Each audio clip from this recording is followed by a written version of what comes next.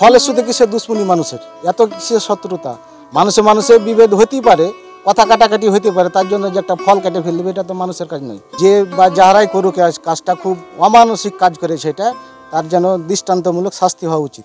আমের উপর কি দুশ্মনী মানুষের? আমের উপর তো কোনো দুশ্মনী হওয়ার কথা না।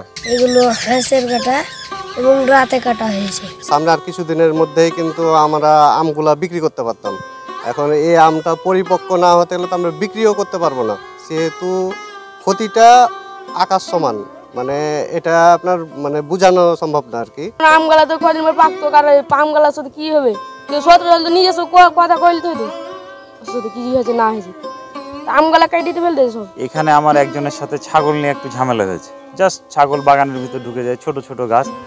আমি ওনাকে যে কালকে নিষেধ করলাম যে আপনি ছাগল যেভাবে বাগানে খাওয়াচ্ছেন, তো আমার বাগানের তো অনেক ক্ষতি হচ্ছে।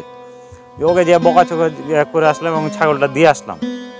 দেওয়ার পরে কালকে সারাদিনই বাগানে ছিলাম। এলএমই সার্টিফাইড বিশ্বসেরা কপারে তৈরি ওয়ালটন কেবলস, যা আপনার স্থাপনাকে রাখবে সব সময় নিরাপদ। বাগানের কার্যক্রম করছিলাম, এই মুহূর্তে বাগান থেকে বাসায় চলে যায়। যাওয়ার পরে আজকে সকালবেলা যারা বাগান দেখাশোনা করে হঠাৎ আমাকে সকালে ফোন দেয়, আনুমানিক 6:30 থেকে 7টার ভিতরে, যে আপনার বাগানের যত আম আছে ম্যাক্সিমাম আমই প্রায় আনুমানিক 25 থেকে 30 মণ আম এই হাঁসা দিয়ে কেটে ফেলা হয়েছে।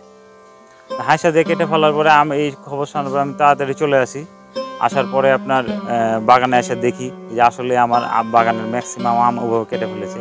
তো এটা তো ধরেন কি যে শত্রুতা বশত এই আমগুলো কেটে ফেলেছে, যার কারণে আমার অনেক অতুলনীয় ক্ষতি হয়ে গেছে।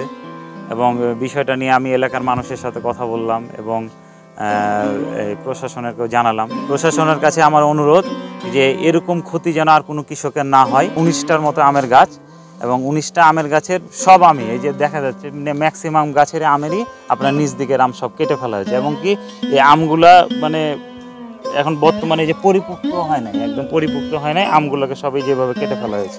আমি তো সবসময় থাকতে পারি না এবং থাকার সম্ভাবনা নাকি যে একটা 24 ঘন্টা ধরে কেউ থাকবে বাগানে। তো পরবর্তীতে আমার যে এখানে লাখ লাখ টাকা ইনভেস্ট করা আছে, দেখা যাচ্ছে আমি চলে গেলাম, চলে যাওয়ার পরে পুনরায় আবার একই ঘটনা ঘটলো।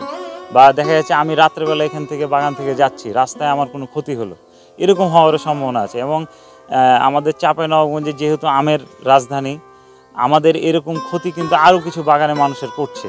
তো প্রশাসনের কাছে আমি দৃষ্টি আকর্ষণ করছি যে এগুলো দ্রুত একটু ব্যবস্থা নেওয়া উচিত। রাতের অন্ধকারে কে বা কারা এই আম বাগানের আম ভেঙে ফেলেছে, ওনার ডাউট করছে একজনের সঙ্গে একটু তার বস্তা ছিল, কথা কাটাকাটি হয়েছে, সে করতে পারে।